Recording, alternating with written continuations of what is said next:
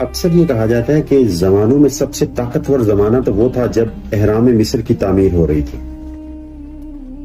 یا پھر حضرت عیسیٰ کا وہ زمانہ جو معجزات سے بھرا ہوا تھا۔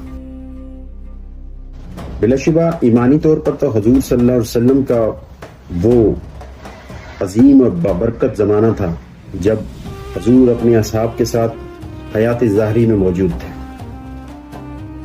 اور کائنات وہ لمحے دوبارہ کبھی نہیں دیکھ سکے گی۔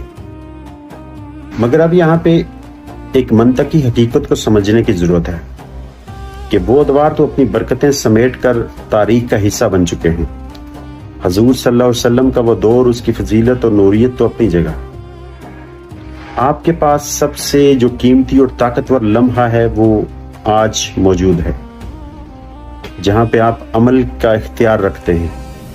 آپ تاریخ کا حصہ نہیں بن سکتے، نہ ان ادوار میں جا کر برکتیں سمیٹ سکتے ہیں، مگر آج آپ یہاں پہ موجود ہیں، اور اس بات کی دلیل ہے کہ قدرت آپ سے کوئی کردار چاہتی ہے۔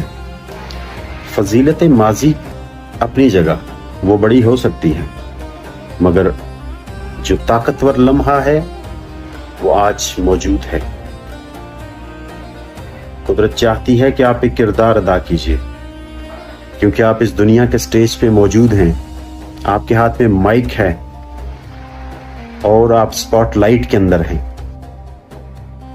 حضور صلی اللہ علیہ وسلم کی تعلیمات کو مشعل راہ بنا کر اپنا کردار ادا کیجیے۔ ماضی میں تو بندہ جا نہیں سکتا، مستقبل پہ پڑتا ہے، اور جس کے پاس طاقت ہے وہ صرف اور صرف آج کے پاس ہی ہے۔ والسلام۔